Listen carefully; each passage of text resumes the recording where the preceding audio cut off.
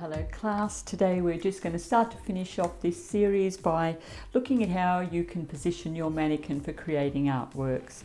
So hopefully you have your own mannequin and you are becoming familiar with it and using it. Obviously they have limited movement, but you can do a lot of positions. There's a lot of angles that we've already talked about that you can do.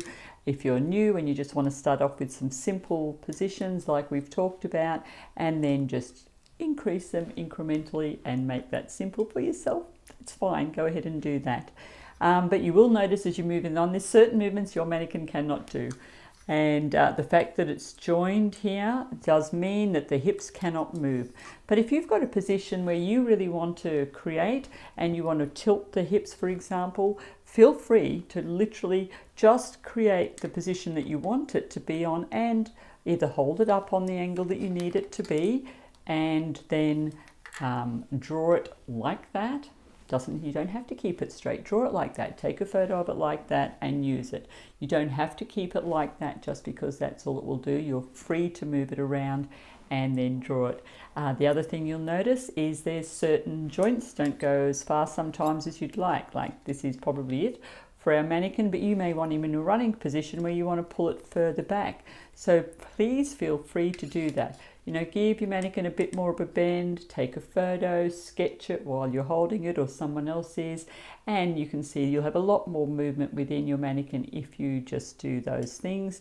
Just adjust the knee joint, make the ball come a bit further down there to allow for the fact that you have extended him beyond his normal use.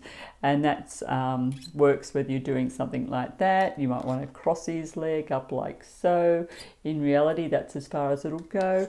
But you can see, you can really pull it back and position him in a way that you like if you just take that little bit extra time to do that. So I would like you to create different poses for your mannequin. Maybe then start setting yourself a timer, like 3 minutes to draw it, and then maybe bring it down to 1 minute so that you're really starting to get used to the figures. Be confident to start trying them on different angles, looking down, looking up, and start to get used to it, because ultimately the whole point of the mannequin is that also, apart from creating a nice artwork with that, you will be able to then learn the proportions for creating human figures. Now 1 in 8 is really quite a grown man, but it's still getting you used to the proportions, so it's a great little thing to play with and do. If you don't have a mannequin and you have any other form of figurine that does have some bending parts, feel free to use it. Anything that has a similar proportions is fine. You don't have to use an actual mannequin to get used to how that works. So use something you have on hand if you haven't actually invested in a mannequin. Other than that, there are also apps out there where you can see the mannequin in 3D on different angles. There's one that I've used in class that is literally called Manikin. I printed a couple off just so that you can see how that one works. You can create it in a solid format, or you can have it where you can see it then in its drawing stage like so. So that's also a good little tool to have. I'm going to put some images there from that into this so that you can actually get some ideas that if you don't have anything there, but feel free to. There's free and paid apps, and some have got some really detailed ones where you have really mannequins that have a lot of movement and different things in them. So don't let that be a stop for you for it. And so enjoy repositioning it, get familiar with the figure, and I will see you in the next little part.